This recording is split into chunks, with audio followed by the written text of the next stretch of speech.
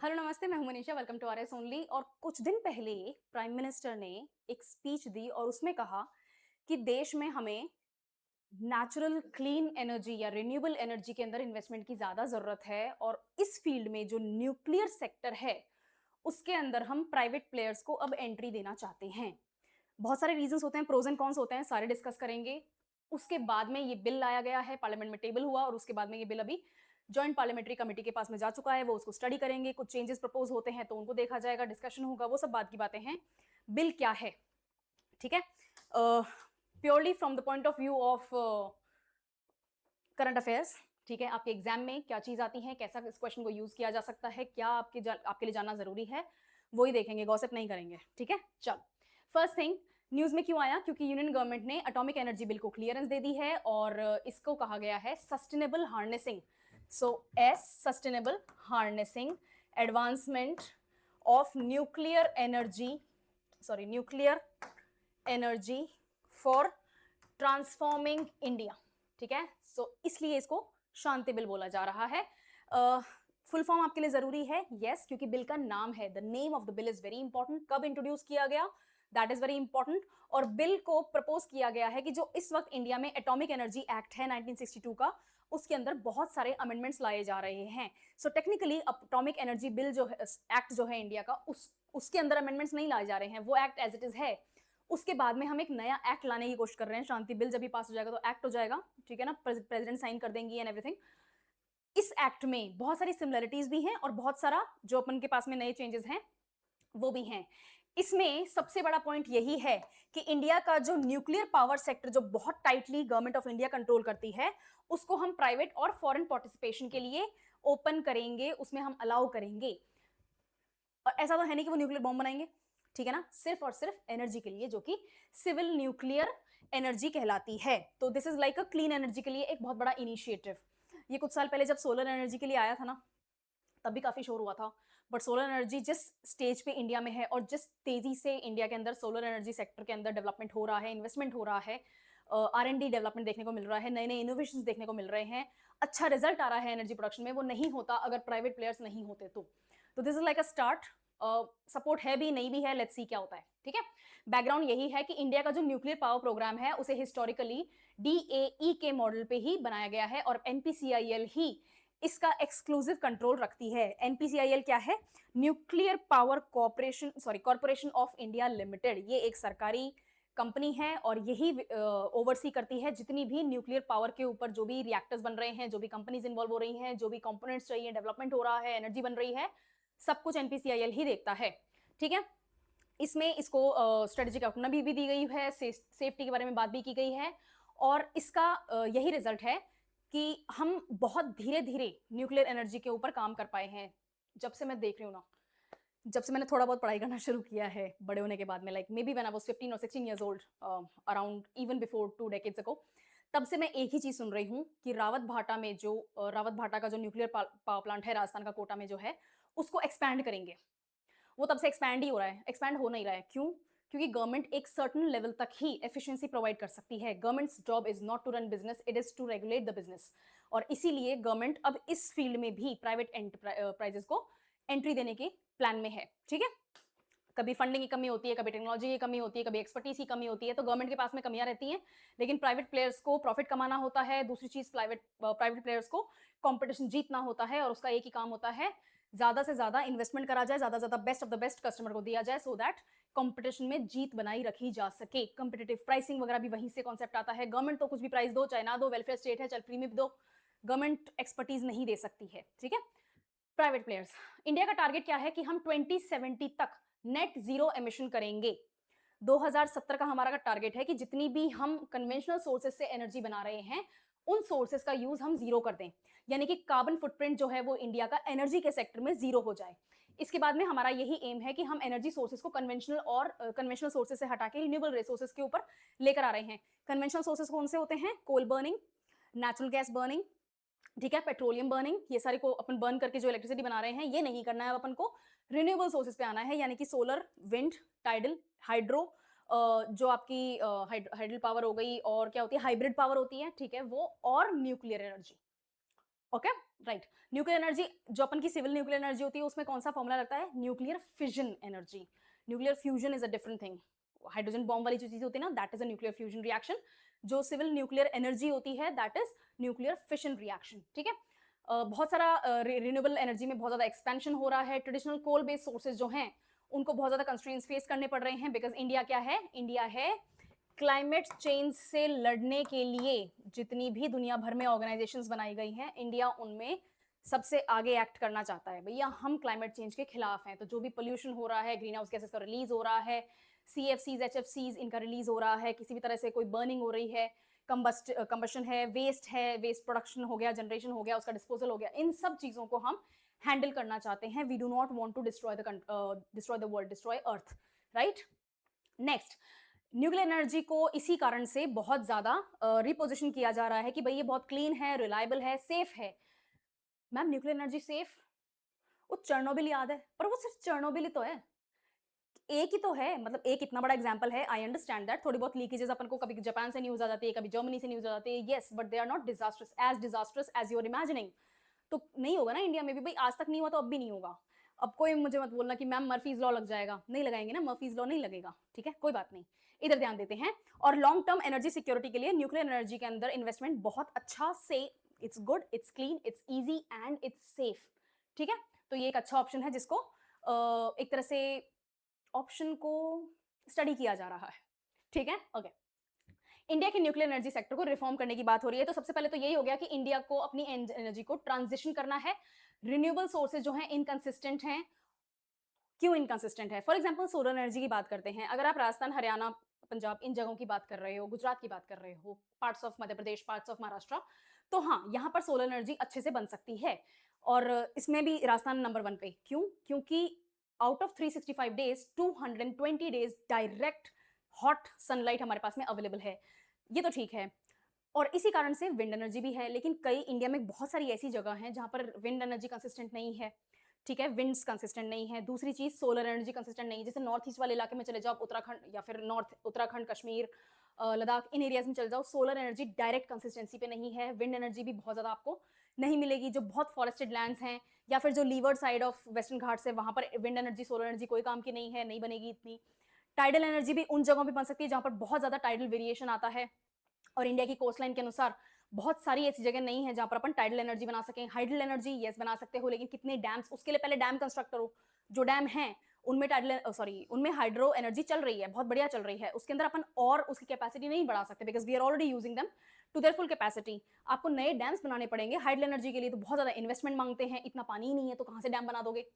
There are a lot of problems, but when it comes to civil nuclear energy, कहीं पे भी आपको एक स्मॉल मॉड्यूलर रिएक्टर लगाना है, न्यूक्लियर उसके अंदर फ्यूजन रिएक्शन कराना है, उसका आपको सेफ्टी डिस्पोजल प्रोग्राम जरूर बनाना पड़ेगा।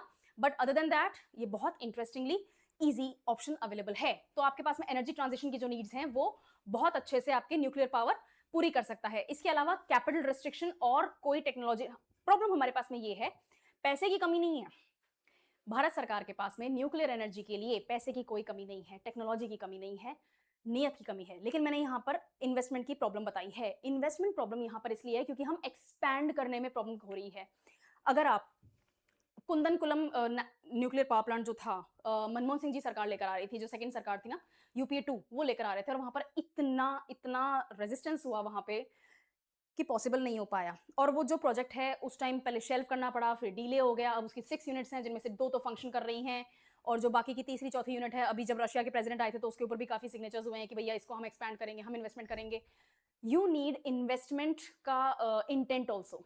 ठीक है, तो इन्वेस्टमेंट की कमी हो रही है, इंटेंट की भी कमी है, उसको डील किया जाएगा। टेक्नोलॉजी की कोई कमी नहीं है। There are lot of technologically awesome things that are available in India, जो दुनिया में आपको नहीं मिलेगा, जैसे UPI वगैरह हो गया, राइट। तो टेक्नोलॉजी हमारे पास में है, लेकिन थोड़ा सा इन्वेस्टमेंट का इशू है, तो वो भी अपन यहाँ पर डील कर सकते हैं। क्यों? क्योंकि अगर आप प्राइमरीली प्राइवेट एंटिटीज को यहाँ एंट्री दोगे तो वो इन्वेस्टमेंट अपना लेकर आएंगे, R&D लेकर आएंगे, एक्सपर्टीज भी लेकर आएंगे। ठीक है, नेक्स्ट। और 20 साल पहले 1, 2, 3 डील साइन हुई थी US के प्रेसिडेंट ओबामा और इंडिया के prime minister doctor Manmohan Singh ji के बीच में। ये 1, 2, 3 डील जो है, इसको यूज करने का टाइम फाइनली आ गया है। ये डील हमने साइन करी, और इस डील के बाद में प्राइम मिनिस्टर मनमोहन सिंह जी को वापस वोट पड़ा और वो वापस प्राइम मिनिस्टर बन के आए, और उसके बाद में गड़बड़ हो गई। ठीक है, लेकिन इस डील की जो डिटेल्स हैं उनको हमने कभी उसके फुल पोटेंशियल पे यूज ही नहीं किया, और ये सिविल न्यूक्लियर डील थी। इसको न्यू रिन्यूएबल पॉलिसी या न्यू न्यूक्लियर पॉलिसी बोलते हैं। इसका बेस्ट नाम मेरे को तो यही लगता है, 1 2 3 डील। ठीक है, इसमें 3 पॉइंट्स थे। कौन कौन इन्वेस्टमेंट करेगा, कहाँ से न्यूक्लियर रिएक्टर्स कहाँ से आपके पास में न्यूक्लियर फ्यूल आएगा, और न्यूक्लियर रिएक्टर्स कहाँ कहाँ पे कैसे कैसे किस किस साइज का बनाओगे। कुछ काम नहीं हो पाया, right, because of certain reasons. Politics भी रीजन होता है, एनवायरमेंटलिस्ट वगैरह जो होते हैं, जो सोशल ऑर्गेनाइजेशंस होती हैं, एनजीओज, उनका भी रीजन होता है। But as of right now 1 2 3 deal अपनी फुल पोटेंशियल पर यूज नहीं किया गया है। So this is a great chance to do that. इस बिल में एटॉमिक एनर्जी बिल जो 2025 शांति बिल के नाम से आया है, इसका सबसे बड़ा पॉइंट यही है कि हम 49% तक जो शेयर है वो प्राइवेट एंटिटीज को देने के लिए तैयार है, यानी कि अभी भी मेजॉरिटी स्टेक जो है वो गवर्नमेंट के पास ही रहेगा। तो गवर्नमेंट टेक्निकली पूरा पूरा सेक्टर ओपन नहीं कर रही है 49% तक, 49% से ज्यादा, यानी कि गवर्नमेंट जो है वो माइनॉरिटी स्टेक लेने को तैयार है। तभी मैं सोचूं, मैं कंफ्यूज हो गई, मैंने कहा मैंने तो उल्टा पढ़ा था, यहाँ लिखा हुआ मैंने सही है लेकिन मैंने बोल उल्टा दिया। 49% से ज्यादा प्राइवेट एंटिटीज को यहाँ पर इन्वेस्ट करने का ऑप्शन दिया जा रहा है, यानी कि न्यूक्लियर सेक्टर अब प्राइवेट कंपनीज के लिए 100% ओपन होने के चांसेस हैं। वो अपना इन्वेस्टमेंट करो, लैंड एक्विजिशन बिल के अनुसार अपना लैंड एक्वायर करो, स्मॉल मॉड्यूलर रिएक्टर्स बनाओ, फ्यूल कहीं से लेकर आओ। 1 2 3 डील में जो भी गवर्नमेंट ने जिस कंट्री से डील करी हुई है, कनाडा है, रशिया है, अमेरिका है, जितने भी कंट्रीज हैं, उन सब से आपके पास में जो न्यूक्लियर फ्यूल है, यूरेनियम 235 ऐसा है कुछ है ना, प्लूटोनियम होता है यूज, यूरेनियम यूज होता है, मुझे कमेंट्स में बताना क्या यूज होता है, यूरेनियम यूज होता है या प्लूटोनियम यूज होता है, और अगर यूरेनियम यूज होता है तो प्लूटोनियम क्यों फेमस है, वो कहाँ यूज होता है। ठीक है, ओके। तो फ्यूल कहाँ से आएगा, कौन कौन से रिएक्टर्स होंगे, कहाँ पर किस स्टेट में बनाए जाएंगे, क्या कैपेसिटी होगी, एनर्जी ट्रांजिशन कैसे होगा, एनर्जी अगर आपने क्रिएट कर ली है तो फिर डिस्कॉम से उसको कैसे कनेक्ट करोगे, लोगों तक वो एनर्जी कैसे पहुंचाई जाएगी, everything now can go to private entities. और इसमें बहुत बड़ा अपन के पास में ये पॉइंट है, फॉरेन इन्वेस्टमेंट अगर आएगा तो foreign competition direct domestic competition से फाइट करेगा। हमारे पास में जैसे JSW है, हमारे पास में जैसे रिलायंस है, टाटा एनर्जी है, अडानी एनर्जी है, राइट। तो ये सारे क्या हैं, हमारे पास में डायरेक्ट हमारे डोमेस्टिक एनर्जी प्रोड्यूसर्स हैं। उनके लिए तो दरवाजे खुल गए, फॉरेन प्लेयर्स के लिए भी खुल गए, जिसमें सबसे ज्यादा फाइट आपको मिलेगी फ्रांस में, फ्रांस के एंटिटीज से, Canada and US, right, and they bring a lot of money, absolutely new technology. तो उनसे फाइट करने के लिए हमारे जो डोमेस्टिक प्लेयर्स हैं उनको भी they will have to up their game, और अगर वो अप गेम करते रहेंगे ना तो फिर हमारे पास में बहुत बढ़िया प्राइसिंग शेड्यूल हो सकता है, कॉम्पिटिटिव प्राइसिंग का एग्जांपल देखने को मिलेगा। प्राइवेट पार्टिसिपेशन का स्कोप बढ़ाया गया है। सबसे बड़ी बात तो एक्सप्लोरेशन ऑफ एटॉमिक मिनरल्स, पता चल रहा है क्या मतलब है, फ्यूल फैब्रिकेशन, इक्विपमेंट को मैन्युफैक्चर करना। आप अपने अपने प्लांट के जो ऑपरेशंस हैं क्या संभालना चाहते हो, क्या आप फिजन रिएक्शन संभालना चाहते हो, क्या आप वाटर सप्लाई संभालना चाहते हो, क्या आप उसका डिस्पोजल संभालना चाहते हो, मेजर जो फिजिकल कंस्ट्रक्शन जो होता है रिएक्टर्स का वो संभालना चाहते हो, what do you exactly want to do, कहाँ इन्वेस्ट करना चाहते हो, वो भी अपन के पास में ऑप्शन ओपन है। और सिविल न्यूक्लियर R&D के ऊपर भी आपके पास में ऑप्शन अवेलेबल है, यानी कि लेटेस्ट टेक्नोलॉजी में भी आप इन्वेस्ट कर सकते हो। Whatever technology is available as of right now, उसको आप और कैसे बेहतर बना सकते हो, that is also an option जहां पर प्राइवेट एंटिटीज इन्वेस्ट कर सकते हैं। ठीक है, इसमें सबसे लेटेस्ट तो यही टेक्नोलॉजी चल रही है इस वक्त, SMRs, small modular reactors. Modular का क्या मतलब होता है, जिसको समेट के चेंज करा जा सके, राइट। और स्मॉल, ये इतने स्मॉल होते हैं, कुछ गीगावाट्स की एनर्जी के लिए भी यूज किया जा सकता है, कुछ 40 गीगावाट्स, 20 गीगावाट्स, इसके लिए भी आप एनर्जी क्रिएट करने के लिए भी आप रिएक्टर्स बना सकते हो। दे आर लाइक, अच्छा ठीक है, न्यूक्लियर रिएक्टर जो होता है, they are like huge structures, ground structures, mesmerisingly big, right. Small reactors जो होते हैं वो छोटी मोटी बिल्डिंग जितने होते हैं। ठीक है, जैसे जयपुर में नगर निगम की बिल्डिंग है, it's not a big building, right.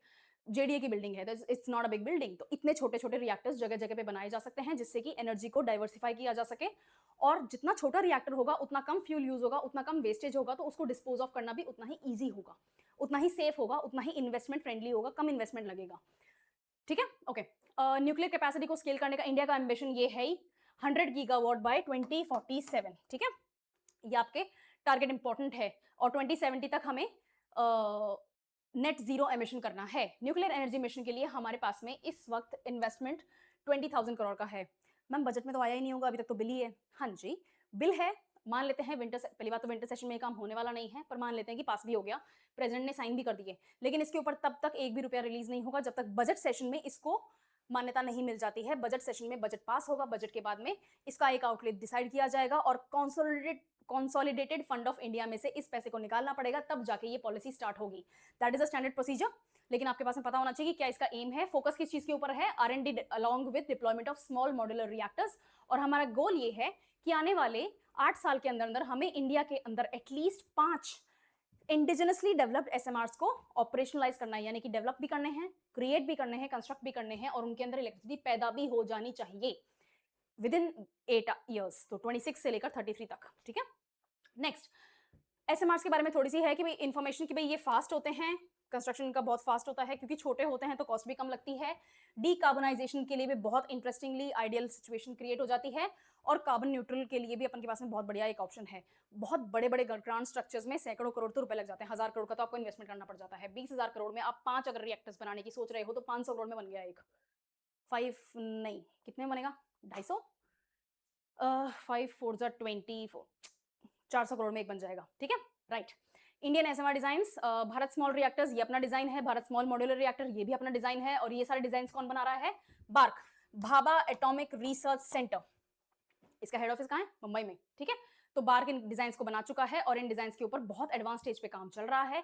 अभी तक कोई फॉरेन कोलैबोरेशन नहीं हुआ है और प्लान चल रहा है, तो ये शांति बिल के अनुसार ही वाली बात है, अभी तक हुआ नहीं है फॉरेन इन्वेस्टमेंट, लेकिन हमारा प्लान है कि हम ये अलाउ करेंगे। ऑपरेशनल मॉडल में एनपीसीआईएल ने ओनरशिप और ऑपरेशनल कंट्रोल को मेंटेन किया हुआ है। प्राइवेट प्लेयर्स को दिया जाएगा कि पूरा एंटायर प्रोजेक्ट वो फाइनेंस करें, लाइफ साइकिल डिसाइड करें उस प्रोजेक्ट की, कितना पैसा लगाएंगे, किस तरह से लगाएंगे, कैसे रिएक्टर्स बनाएंगे, फ्यूल कहाँ से लाएंगे, रिएक्शंस कैसे होंगे, कौन हैंडल करेगा, डिस्पोजल कौन करेगा, कहाँ करेगा, कितना सेफ होगा, सब कुछ इनके ऊपर होगा।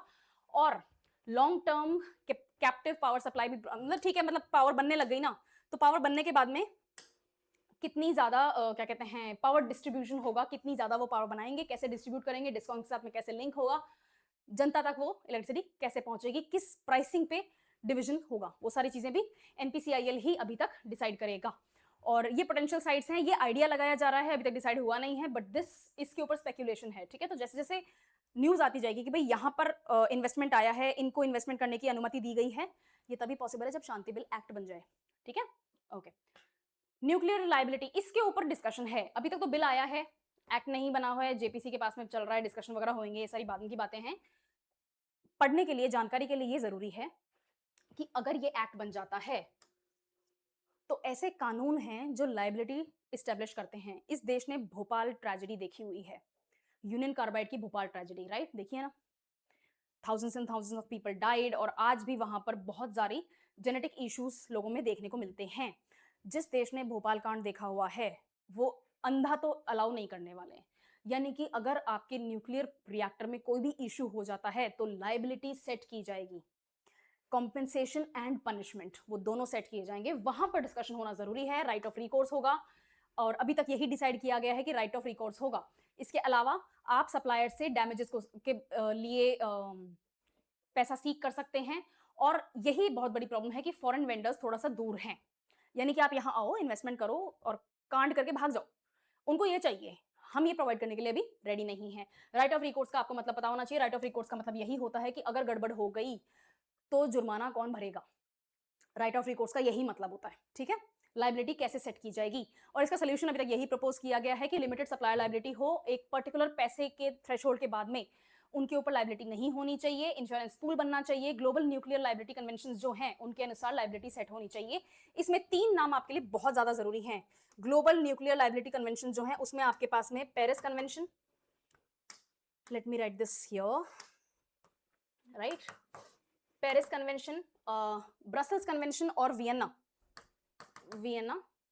And Brussels. पेरिस हुआ था 62 में, सॉरी 1960 में, वियना हुआ था 1963 में, और ब्रसल्स आई थिंक 1980 की बात है। ये 3 कन्वेंशंस हैं इंटरनेशनली रिकॉग्नाइज्ड, और इनके ऊपर ही इंडिया एक सिग्नेटरी मेंबर भी है कि अगर कहीं पर कोई इशू हो जाता है, कोई एक्सीडेंट हो जाता है, किसी भी टाइप का कोई डैमेज हो जाता है, तो कौन से कन्वेंशन के अनुसार लायबिलिटी सेट की जाएगी। ये ज्यादा स्ट्रिक्ट है, इंडिया वाला इतना स्ट्रिक्ट नहीं है। ठीक है, ये ज्यादा स्ट्रिक्ट है, तो ये एक सोल्यूशन है, और विक्टिम कंपेंसेशन किस हिसाब से दिया जाएगा उसके ऊपर भी बात होना जरूरी है। प्रॉब्लम ये है कि अगर विक्टिम को कंपेंसेशन देने की बात की जाती है तो फॉरेन इन्वेस्टर्स जो होते हैं वो सबसे पहले डिस्करेज होते हैं, उनको लायबिलिटी नहीं करनी है, बोले अरे brown skin who cares about you, उनका ये माइंड है और वो इसी माइंड से काम भी करते हैं। तो ये एक बहुत बड़ी प्रॉब्लम है। सबसे बड़ा चैलेंज यही है कि न्यूक्लियर सेफ्टी का कंसर्न है, क्योंकि आप सबके माइंड में जैसे ही न्यूक्लियर की बात आई तो सबके माइंड में चेरनोबिल आ गया। तो चेरनोबिल क्यों आ रहा है भैया? रावत भाटा में आज तक कोई इशू नहीं हुआ है, तो यही आ जाना चाहिए। एनीवे, प्राइवेट सेक्टर का कंसर्न यही है कि हमें रिस्क शेयरिंग करनी पड़ेगी, कॉस्ट रिकवरी हम कहाँ से करेंगे, और हेवी वाटर रिएक्टर्स जो हैं उनकी स्केलेबिलिटी की एक लिमिट होती है। आप जो स्मॉल मॉड्यूलर रिएक्टर्स पीएसडब्ल्यू में बनाना चाहते हो, उसको हम एक पर्टिकुलर लेवल तक ही यूज कर सकते हैं, उससे ज्यादा इलेक्ट्रिसिटी हम नहीं बना सकते। एक पर्टिकुलर गीगावाट का अपन के पास में ब्रैकेट होगा। अगर अपन को ज्यादा इलेक्ट्रिसिटी बनानी है तो अपन को पूरा का पूरा न्यूक्लियर रिएक्टर ही दूसरा बनाना पड़ेगा, जबकि जो हैवी रिएक्टर्स होते हैं, जो बड़े रिएक्टर्स होते हैं, रेगुलर रिएक्टर्स होते हैं, उनमें हम एनर्जी इंक्रीज कर सकते हैं। उनका कोई सेट ब्रैकेट नहीं होता कि इसमें इतनी ही एनर्जी बनेगी, उसको अपन एक्सपैंड कर सकते हैं यूनिट्स एस्टेब्लिश करके। लेकिन स्मॉल मॉड्यूलर एसएमआर में ऐसा नहीं है, तो ये स्केलेबिलिटी का एक इशू है। और नेक्स्ट आपको सॉवरेंटी यानी कि अपने देश की जो अखंडता, संप्रभुता वगैरह है उसको भी बैलेंस करना है, सेफ्टी भी बैलेंस करके रखनी है, और आपको थोड़ा बहुत अपना मार्केट ओपन भी करना पड़ेगा। मार्केट ओपन करना जरूरी है, कैसे करते हो ना, वहां आपको थोड़ा सा ध्यान रखना पड़ेगा, बट मार्केट को तो ओपन करना पड़ेगा। एंड थोड़ा सा कैपिटलिज्म की तरफ झुकना पड़ेगा कंट्री को। अगर आपको वेलफेयर स्टेट मेंटेन करके रखना है, कैपिटलिस्ट इनकम ही होती है जिससे आप वेलफेयर कर सकते हो, सोशलिस्ट इनकम से आप वेलफेयर नहीं कर सकते, राइट? एनीवे, और इसका वे फॉरवर्ड इतना ही है भाई। आपका जो प्लान है न्यूक्लियर सेफ्टी वगैरह का, उसको आपको स्ट्रॉन्ग करना पड़ेगा, इंडिपेंडेंट करना पड़ेगा, ग्लोबल टेक्नोलॉजीज जो हैं उनके हिसाब से आपको चलना पड़ेगा, क्लियर और एनर्जी प्रोवाइड करनी पड़ेगी आपको, प्रेडिक्टेबल लाइबिलिटी होनी चाहिए, रेगुलेटरी फ्रेमवर्क्स आपके इन पोजीशन होने चाहिए, ईमानदार होने चाहिए, और आपको न्यूक्लियर एनर्जी को इंडिया के जो क्लाइमेट गोल्स हैं उनके साथ में इंटीग्रेट करना पड़ेगा। Nuclear goals, sorry, climate goals जो हैं उसमें बहुत बड़ा आपका हाथ न्यूक्लियर एनर्जी का हो सकता है। आपका कोल ट्रांजिशन जो है, पेट्रोलियम और नेचुरल गैस से जो एनर्जी आप बना रहे हो, उसको ट्रांजिशन करने में बहुत बड़ी मदद न्यूक्लियर एनर्जी से मिल सकती है। तो this was all about Shanti bill. This is very important for you. Current affairs के पॉइंट ऑफ व्यू से भी जैसे ही इसके ऊपर डिस्कशंस होंगे, वापस न्यूज में आएगा, विल डिस्कस इट अगेन। चलो, थैंक यू।